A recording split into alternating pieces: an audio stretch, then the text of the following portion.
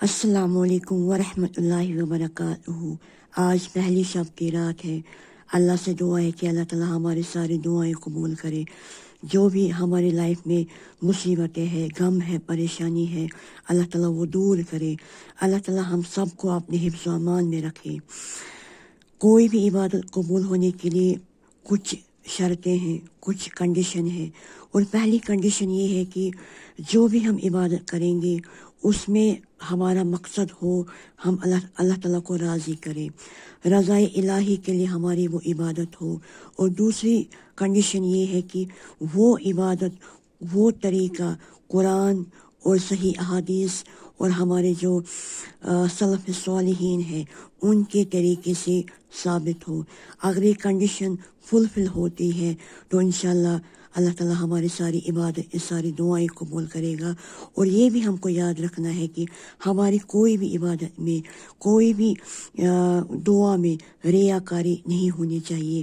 اگر وہ طریقہ قرآن اور حدیث میں ہو مگر اس میں ریاکاری ہو تو اللہ تعالیٰ وہ عبادت، وہ دعا قبول نہیں کرے گا۔ تو یہ ہم کو یاد رکھنا ہے۔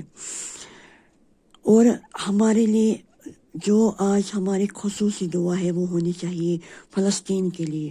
فلسطین جو آج مصیبت میں ہے، پریشانی میں ہے، یہودی ان پر ظلم کر رہے ہیں، اور افسوس کی بات یہ ہے کہ ہم مسلمان ابھی بھی ایک نہیں ہو رہے ہیں ان کے لیے۔ ابھی بھی ہم ان کے بچاؤ کے لیے کچھ بھی نہیں کر سکتے ہیں۔ فی الحال ابھی اگر میں کچھ کر سکتی ہوں، میں دعا کر سکتی ہوں، لیکن مل کے ہم فلسطین کو بچا سکتے ہیں اللہ تعالیٰ کے فضل سے۔ ایک یہودی ملک کے اگر کوئی بھی ہمارے سامنے آئے گا تو وہ فلسطین کا بال بھی بانکا نہیں کر پائے گا۔ اور افسوس کی بات یہ ہے کہ مسلمانوں میں اتحاد، اتفاق نہیں ہے۔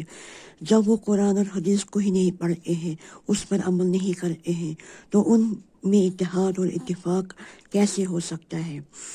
ہمیں پتہ ہے کہ فلسطین کی سرزمین یہ بہت مقدس ہے، جیسے مکہ ہے، مدینہ ہے، اس کے بعد بیت المقدس ہے۔ اللہ تعالیٰ کیا فرماتے ہیں اس کے بارے میں؟ جب اللہ تعالیٰ نے نبی کریم صلی اللہ علیہ وسلم کو معراج کروایا، اللہ تعالیٰ فرماتے سورہ اسراء میں جو پہلی آیت ہے، سبحان الذی اسریٰ بعبدہ لیلا من المسجد الحرام الی المسجد الاقصی، پاک ہے وہ ذات جس نے اپنے بندے یعنی کہ نبی کریم صلی اللہ علیہ وسلم کو سیر کرائی مسجد اقصی لے کر مسجد حرام سے لے کر مسجد اقصی تک۔ اور یہ جو ایریا ہے یہ بہت ہی پاک ہے، یہ بہت ہی برکت والا ہے، اس میں اللہ تعالیٰ نے بہت ہی بلیسنگ رکھی ہے۔ یہ وہ ایریا ہے، یہ وہ مسجد ہے جہاں پہ رسول اللہ صلی اللہ علیہ وسلم نے تمام انبیاء علیہ السلام کو نماز پڑھائی۔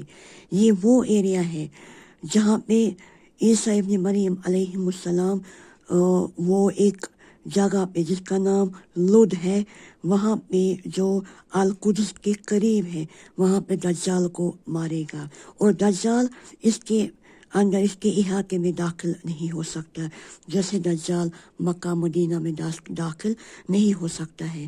رسول اللہ صلی اللہ علیہ وسلم نے فرمایا اگر کسی کو سفر کرنے کا شوق ہے، جرنی کرنے کا شوق ہے تو وہ کرے مسجد حرام، مسجد نبوی اور مسجد اقصی، یہ اس میں سفر کرے۔ اور جو یہاں پہ نماز پڑھے گا وہ 250 گنا بہتر ہے عام مسجد کے مقابلے میں۔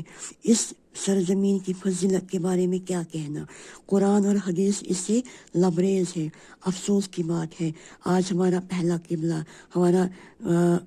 ہمارا پہلا قبلہ تھا، ہمیں پتہ ہے جب نبی کریم صلی اللہ علیہ وسلم نے مکہ سے مدینہ مائیگریشن کی تو آپ نے نماز پڑھائی بیت المقدس کی طرف رخ کر کے 16-17 مہینے، جو متفقن علیہ روایت ہے۔